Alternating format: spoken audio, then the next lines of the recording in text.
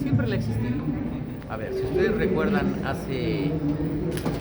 partir de septiembre van a ser 6 años, cuando el Verde, más allá de haber contendido una propuesta distinta a la que se llevó el proyecto ganador en 2018, el Verde escuchó el mandato de las mexicanas y de los mexicanos que dieron en las urnas, y era apoyar a ese proyecto en el cual ayudarle a él era ayudarle a México, y es lo que nosotros hicimos. A partir de ese momento entendimos el mandato de la gente en las urnas como lo entendemos en este momento. También había una mayoría calificada en la Cámara de los Diputados. ¿Y qué sucedió? ¿Dónde está Venezuela? ¿Dónde está ese mito con el cual nos quieren volver a espantar?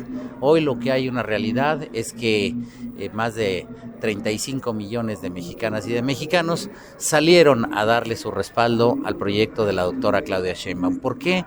Porque es una confirmación a un proyecto y un programa de gobierno en el cual responde a los más necesitados, el cual responde a los grupos que habían estado olvidados, el cual responde a una gente que está contenta y satisfecha.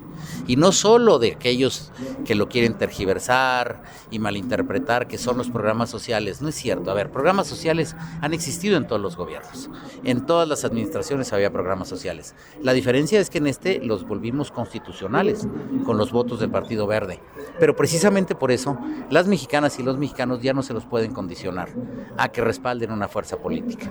La realidad es que la gente se siente identificada, y el hecho de que 35 millones de mexicanas y los mexicanos hayan salido a respaldar este proceso, este proyecto, nos genera un gran compromiso, pero un compromiso en el cual no se dejen engañar, no va a pasar nada que no se haya dicho. La doctora Claudia Sheinbaum hizo una campaña muy clara, muy abierta, muy transparente, y abordó todos los temas que la respaldaron 35 millones de mexicanas y de mexicanos. Entonces, la doctora Claudia Sheinbaum es una candidata también, fue una candidata del Verde y va a ser una presidenta del Verde. Y en el Verde estamos acostumbrados a cumplir y sabemos que la doctora Claudia Sheinbaum es una mujer que cumple, y que yo estoy seguro que va a cumplir los compromisos de todo con lo que se comprometió con la sociedad mexicana, sin excesos, en diálogos. Ya vimos lo que ella se ha pronunciado: construir un parlamento abierto, hacer consultas, escuchar especialistas, como lo hemos venido legislando estos últimos 6 años, con foros de parlamento abierto, con participación de todos, y en donde se decida de acuerdo a lo que más le conviene a la mayoría de las y los mexicanos, y no simplemente a un grupo de poder. Hay una continuidad, pero ¿qué le hace falta todavía a México? Tiene grandes retos México. A México le falta primero acortar la brecha entre los que más tienen con los que menos tienen, que se pueda convertir en un país más justo, de más y mejores oportunidades. Y creo que vamos en esa ruta.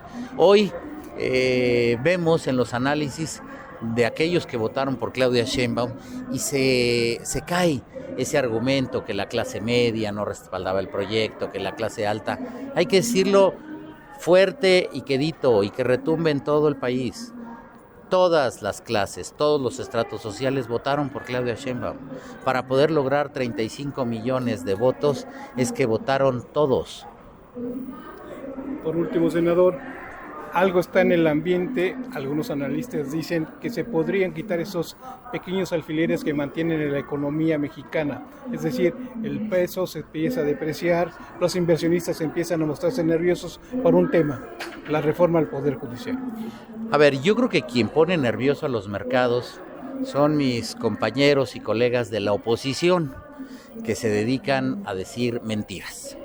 Mentiras en donde ellos señalan que se quiere extinguir prácticamente al Poder Judicial, a señalar una bola de falacias, de mentiras, de calumnias que no corresponden a la verdad. Yo lo dejaría en la reflexión a las mexicanas y a los mexicanos. Al día de hoy, todos aquellos que aspiran, hay una división de poderes, y eso creo que lo han reclamado mucho la oposición, y todas y todos los mexicanos gustan de ello, que exista una división de poderes entre los 3 poderes que hay: ejecutivo, legislativo y judicial. Pero yo pregunto, ¿por qué el poder legislativo tiene que ir a las urnas, aquel que quiere ser diputado local, diputado federal o senador de la República? ¿Por qué aquel que quiere formar parte del Ejecutivo, sea de presidente municipal, gobernador o presidente de la República, tiene que ir a las urnas? y a la decisión popular. ¿Y por qué el tercer poder, el judicial, no? Son asuntos más técnicos, ¿no? No todos saben de leyes, no todos saben... No todos saben legislar, no todos saben administrar, no todos saben si vamos a eso. Entonces, queremos un equilibrio entre poderes, una división de poderes.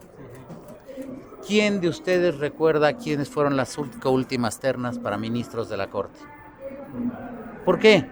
Porque se reduce a una decisión de 128 compañeras senadoras y senadores que toman la decisión con esa representación de las entidades federativas, aquí en la Casa del Federalismo, en el Senado de la República. Pero yo digo, ¿por qué no hacerlo más transparente? Al final del día es más transparente, y déjame te digo por qué. Tú en este país quieres saber tu pasado, lo que hiciste y hasta lo que no hiciste, hazte candidato. ¿Por qué aquellos que son los encargados de impartir justicia? Yo hago hoy la pregunta, ¿hay justicia en México? ¿Al 100%? ¿Son impolutos? ¿Está perfecto el modelo y el sistema? No. ¿Por qué no poder abrirlo? ¿Por qué no poder darle la oportunidad a las mexicanas y a los mexicanos que decidan, así como deciden, cómo conforman los ejecutivos, cómo conforman los legislativos? ¿Por qué no el judicial? Decirlo en el Poder Judicial, todos lo saben, hay castas divinas, hay apellidos que ya sabemos que cualquiera de los jóvenes que entra a estudiar una carrera de Derecho con esos apellidos, por lo menos se va a iniciar en el primer circuito federal. Lo que algunos otros mexicanos nunca van a tener la oportunidad de llegar a ese circuito. Creo que eso no debe de ser. México ha cambiado y como dicen por ahí, pues antes como antes y ahora como ahora. Ahora se quiere dar y abrir la oportunidad a que todas las mexicanas y los mexicanos puedan decidir y opinar de manera libre. O que el pueblo de México está capacitado para elegir al poder legislativo. El pueblo de México está capacitado para elegir los ejecutivos, presidente de la República. Ah, no, pero los jueces no. ¿Cómo? ¿Por qué? No es cierto. ¿Cuál sería la base para no es elegir parejo. a un magistrado, a un juez? Yo te diría, ¿cuál es la base para elegir un ministro? ¿Qué es lo que quieren los mexicanos? Experiencia de parte de la gente. Experiencia de carrera, probidad, que se abra, honestidad. Por eso yo digo, ¿quiénes fueron quienes integraron las últimas 5 ternas de ministros para la Corte? Sale y pregunta, hagan ustedes una encuesta entre los mexicanos a ver cuántos nombres de ministros se saben las mexicanas y los mexicanos. Es mejor para conocerlos, ¿no? Pues al menos, ¿no? Muchos de los que hoy reclaman no se saben la integración de la Corte por su nombre. Entonces, es eso, dejar de hacerlo en lo oscurito. Y en lo oscurito, de acuerdo a la ley, sí está bien, pero al final del día sabemos cómo se construyen los acuerdos parlamentarios. Yo he tenido la oportunidad de ser senador de la República y sabemos cómo es esto. Al final del día es un tema procesal de un asunto, cuál llevan ustedes, cómo va el otro, los votos. Dicen, no, es que en las urnas se va a manifestar lo de los partidos. Es proporcional y representativo a lo que tienes integrado el Senado y la Cámara de Diputados con los mismos votos. ¿Cuál es la afectación entonces? ¿Por qué el miedo? ¿Es descalificar al pueblo de México? ¿Es descalificar a la gente? Son menores de edad, no tienen la capacidad. Entonces hay que ver cómo vamos a elegir al presidente de la República. Que lo abran y que digan si ellos quieren realmente ir a otro modelo de país, de un primer ministro designado desde el Congreso, desde lo parlamentario. Hoy lo que tenemos en México es que abrimos las decisiones a que lo tomen la mayoría de las mexicanas y de los mexicanos. Y yo no veo un gran pecado en ello. ¿Qué cambiaría? Desde el punto de vista nada, pero desde el punto de vista... Yo se los pongo a los inversionistas. Sería una mala señal que hoy nosotros, con la mayoría, el proyecto que representamos como instituto político, sumado al proyecto de la doctora Claudia Sheinbaum, no lo tomara. Porque con los votos que tenemos, tiene la facultad para poner a quien quiera. Y ahí sí, como le llaman, apropiarse del Poder Judicial. Aquí lo que queremos es cambiarlo y que la gente lo decida abiertamente para que no esté eso cargado. Entonces, no entiendo en dónde viene, y los nerviosismos de los mercados, yo lo entiendo ante los señalamientos de la oposición, ante tantos señalamientos que hacen y descalificaciones, algo en donde yo creo que hay que analizar bien las propuestas. Hay que analizar hasta dónde la Corte tiene que ser, o el presidente de la Corte, el jefe de todos los jueces, de todos los magistrados. Yo creo que debe de ser un tribunal constitucional como debe de estar considerado. Y el Consejo de la Judicatura de manera independiente. Pero no ser el que mandate de ahí sobre todo. No es así. Es un poder. No es que se lo puedas entregar a una persona o un grupo nada más de algunos. Yo creo que hay que analizarlo a fondo, pero a ver, no nos casemos con una idea. Son preguntas, son reflexiones que en los foros, en esta ampliación que se está solicitando a que lo realicemos en la Cámara de los Diputados, habrá de darnos la oportunidad de escuchar a los expertos, a los juristas, qué podría pasar, cuáles son los riesgos, porque honestamente yo les pregunto ahorita a ustedes, ¿cuál es el riesgo que ustedes ven? ¿Cuál es el riesgo? Es solamente lo que indican los expertos, pero pues, es un punto de vista de ellos, ¿no? Pero ¿cuál es la diferencia de hacerlo abierto en las urnas, transparente con las elecciones que se llevan para los cargos de los otros dos poderes y de este no? A diferencia que se haga aquí. La cantidad de gente solamente, los votos, número. Y no tendrán un mayor respaldo, una mayor base social el que llegue un agente puesto ahí con eso. Que sea responsabilidad de todos los mexicanos.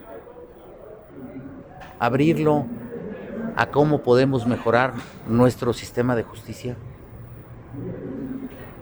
¿Qué es lo que escuchamos por todos lados? Que hay impunidad, que el modelo no funciona. ¿Por qué no? Que hay corrupción. ¿Por qué no poderlo abrir, airear, oxigenar? ¿Está mal? Entonces, ¿cuál debe ser el nerviosismo? El llamado sería no se ponga La nerviosos. seguridad nosotros tendríamos de ponerlo con los votos aquí.